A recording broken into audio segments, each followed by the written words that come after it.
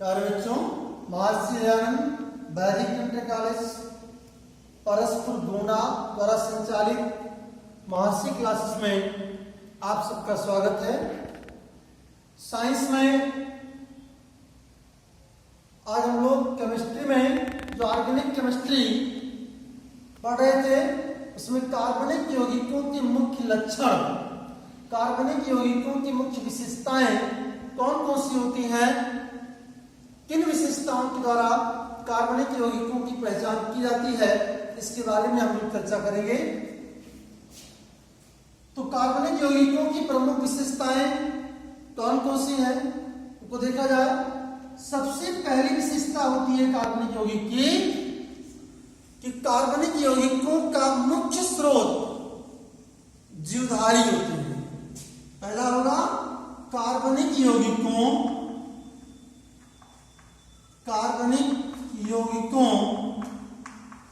का मुख्य स्रोत जीवधारी होते हैं।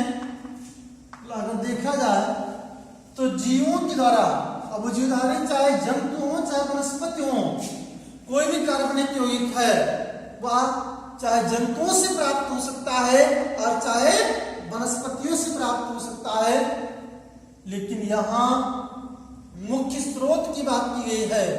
अगर निर्माण की बात आती है, बनाने की बात आती है, तो आप ये अब नहीं बताएंगे कि कार्बनिक यौगिक का निर्माण प्रयोगशाला में संभव नहीं है। क्यों? क्योंकि वोहलन ने बर्जीलियस की इस विचारधारा का अंत कर दिया है। मुख्य स्रोत तो जीवधारी होते ही हैं, साथ साथ कार्बनिक यौगिकों को प्रयोगशाला में भी निर्मित किया जा सकता है। तो पहला हो जाएगा कार्बनिक यौगिकों का मुख्य स्रोत जीवधारी होते हैं। जैसे आप अपने दैनिक जीवन में चीनी का उपयोग करते हैं, शुगर, सुक्रोज, सूत्र इसका होता है C12H22O11। अगर इसके स्रोत की बात की जाए, सोर्स की बात की जाए, तो आप बताएंगे शुगर केन। गन्ना का नाम सुना होगा, चुकंदर का नाम सुना होगा। गन्ना और चुकंदर से हमको क्या मिलती है? चीनी मिलती है। एथिल अल्कोहल भी गन्ने के रस से मिलता है, C2H5OH, ये भी ऑर्गेनिक कंपाउंड है। एथिल अल्कोहल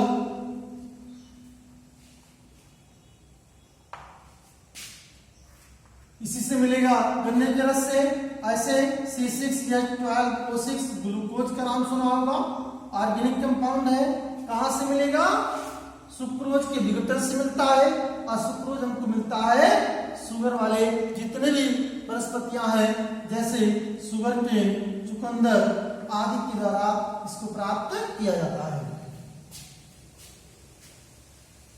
तीसरा है, दूसरा पॉइंट है, कार्बनिक यौगिक प्रायः दाह्य होते हैं। कार्बनिक यौगिक प्रायः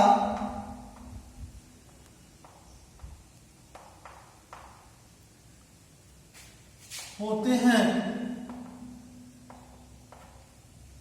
अर्थात कार्बनिक यौगिकों को जलाने पर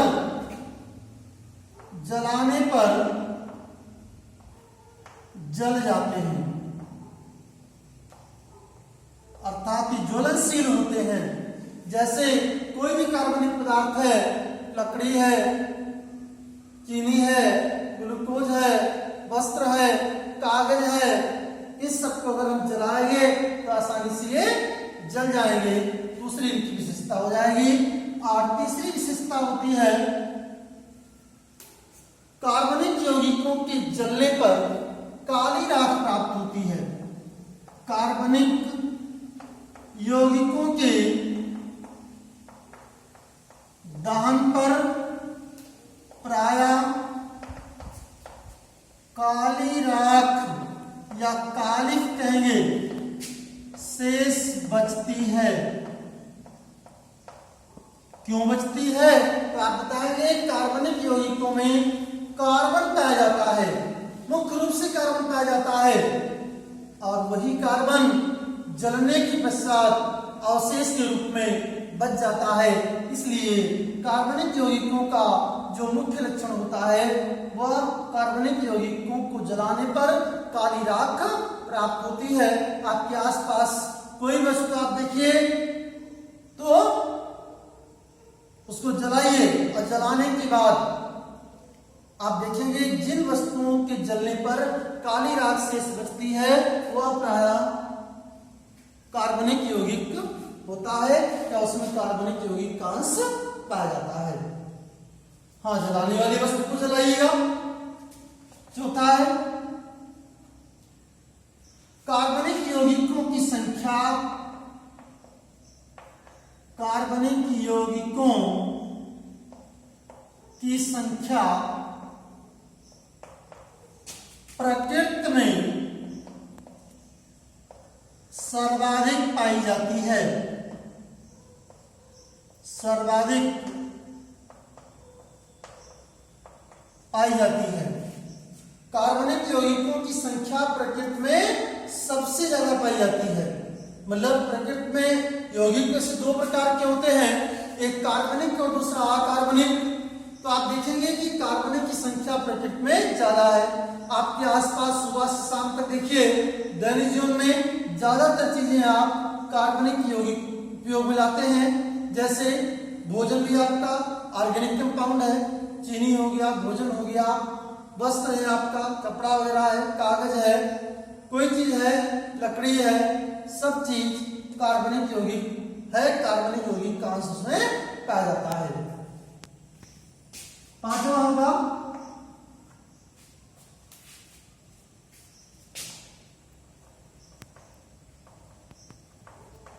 कार्बनिक यौगिकों में कार्बनिक यौगिकों की संख्या सर्वाधिक होने का कारण, प्रमुख कारण निम्न है। पहला, कार्बनिक यौगिकों में समावयवता का गुण पाया जाता है, आइसोमेरिज्म। कार्बनिक यौगिकों में समावयवता का गुण पाया जाता है। अब आपसे पूछा जाए कि समावयवता क्या है, तो आप बताएंगे, इसे आपको बताया गया होगा, अणुसूत्र भी पढ़े होंगे और संरचना सूत्र भी पढ़ा होगा। यौगिकों के सूत्र में टाइप्स ऑफ केमिकल फार्मूला ये आपको बताया गया होगा, मूलानुपाती सूत्र, अणुसूत्र, संरचना सूत्र और इलेक्ट्रॉनिक अणुसूत्र। तो ऐसे यौगिक जिनका अणुसूत्र समान हो लेकिन संरचना सूत्र भिन्न भिन्न हो, तो वह यौगिक जिनका अणुसूत्र समान हो परंतु संरचना सूत्र भिन्न भिन्न होता है वह आपस में समावयवी कहलाते हैं और यह घटना समावयवता कहलाती है। आपसे पूछा जाए कि समावयवता क्या है, तो आप बताएंगे ऐसे यौगिक जिनके अणुसूत्र समान हो लेकिन संरचना सूत्र अलग अलग हो या भिन्न भिन्न हो, वे प्राय समावयवी या आइसोमर कहलाते हैं और यह घटना आइसोमेरिज्म या समावयवता कहलाती है। जैसे कि एग्जांपल आप देखेंगे C2H5O, C2H6O, यह सूत्र है। इसकी दो संरचनाएं संभव हैं। पहली संरचना होगी C2H5OH, या इसका ऐसे लिख सकते हैं CH3CH2OH। अभी आप देखिए तो इसमें दो कार्बन H5 और H6, यहां भी 6 है, कार्बन भी 2 है, एक ऑक्सीजन है, यहां भी एक ऑक्सीजन है। इसका नाम होगा एथिल अल्कोहल। दूसरी संरचना संभव होगी CH3, मेथिल है ये, बॉन्ड O, फिर CH3 लगा दो, एक कार्बन यहाँ, एक यहाँ, 2 कार्बन, हाइड्रोजन 3 और 3 6, यहाँ भी 6 है, एक ऑक्सीजन है, यहाँ भी एक ऑक्सीजन है, उतने ही कार्बन, उतने ही ऑक्सीजन और उतने ही हाइड्रोजन। अणुसूत्र दोनों का समान है, पर दोनों की संरचनाएं अलग अलग हैं, और संरचनाएं अलग अलग होने से इनका नाम और गुणधर्म दोनों डिफर हो जाता है। इसका नाम होगा डाईमेथिल ईथर, डाईमेथिल ईथर। अब देखो दोनों का गुणधर्म भी अलग है। यह मादक पदार्थ है, मदिरा का नाम सुना होगा, शराब का नाम सुना होगा। शराब में एथिल कोहली होता है, इसकी परसेंटेज के हिसाब से ही शराब की तीव्रता निर्धारित की जाती है, और यह है डाईमेथिल ईथर। डाईमेथिल ईथर निश्चेतक है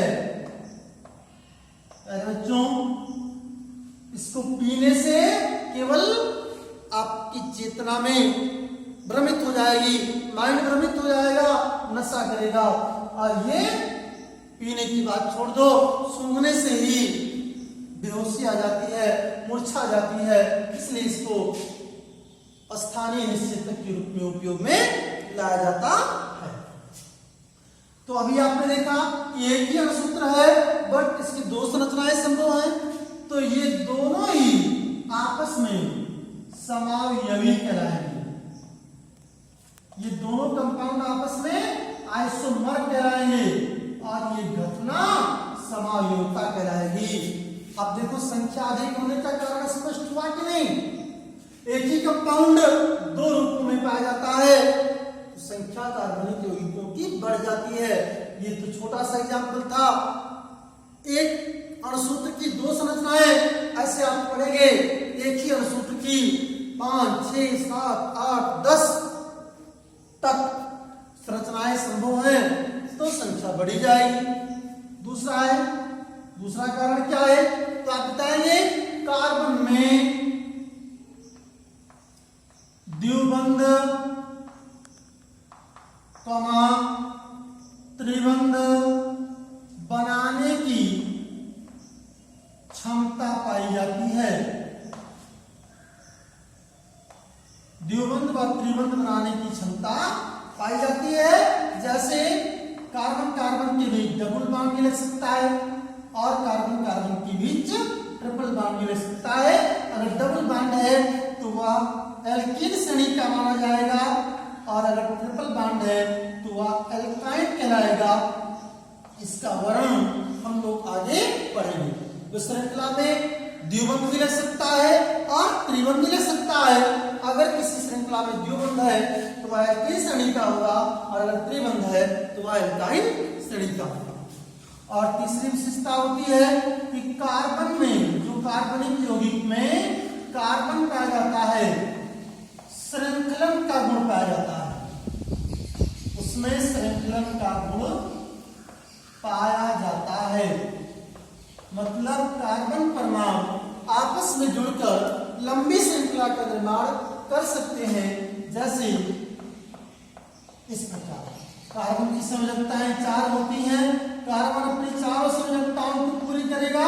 कार्बन की संयोजकता की व्याख्या और कार्बन के चतुष्फल की आकृति के बारे में कल आपको बताया जा चुका है, या इसके पहले वाली वीडियो में आपको बताया जा चुका है। ये कार्बन की श्रृंखला है, और ध्यान रखिए ये श्रृंखला सीधी भी हो सकती है और पार्श्व भी हो सकती है। मतलब सीधी श्रृंखला का कंपाउंड भी हो सकता है और पार्श्व श्रृंखला का भी कंपाउंड हो सकता है। साथ साथ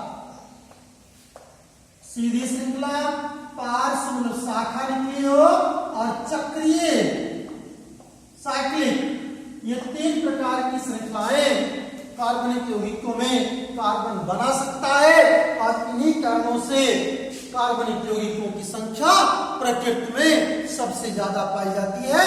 अर्थात कार्बनिक यौगिकों से कार्बनिक यौगिक की संख्या प्रकृति में अधिक पाई जाती है।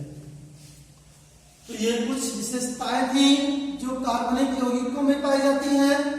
यही कारण है कि जो कार्बनिक यौगिक होते हैं वे अकार्बनिक यौगिकों से अलग गुणधर्म रखते हैं, या कार्बनिक यौगिकों से गुणधर्मों में भिन्न होते हैं और यही इसी का कारण से कार्बनिक यौगिकों का अध्ययन हम रसायन विज्ञान की अलग शाखा जो कार्बनिक रसायन के नाम से जानी जाती है, ऑर्गेनिक केमिस्ट्री के नाम से जानी जाती है, उसमें करते हैं। कई विशेषताएं हैं, अभी आप आगे पढ़ेंगे, आपको बताया जाएगा कि कार्बनिक यौगिकों की दो श्रेणियां हो जाती हैं, एक एलिफेटिक और दूसरा एरोमेटिक। आज ये क्लासिफिकेशन में आपको बताएंगे तो ज्यादा समझ आएगा। एरोमेटिक यौगिकों का गुणधर्म अलग होता है और एलिफेटिक यौगिकों का गुणधर्म अलग होता है। इस प्रकार से जो मुख्य गुणधर्म थे कार्बनिक यौगिकों के वो आपको बताया गया और शेष चीजें हम पहले इसका वर्गीकरण पढ़ने के बाद में पढ़ेंगे और नेक्स्ट वीडियो में या नेक्स्ट क्लास में हम लोग कार्बनिक रसायन के क्षेत्र के बारे में पढ़ेंगे। कार्बनिक रसायन का क्षेत्र क्या है, कार्बनिक रसायन कहां कहां तक फैला है, किन किन क्षेत्रों में इसका योगदान है। हम अपने आसपास जितने भी क्राइटेरिया देखते हैं, जितने भी क्षेत्र देखते हैं, लगभग सभी क्षेत्रों में इसका योगदान है। कहां कहां इसका योगदान है, कार्बनिक रसायन किस प्रकार हमारे लिए उपयोगी है, इन सब चीजों को मैं नेक्स्ट वीडियो में बताऊंगा। धन्यवाद।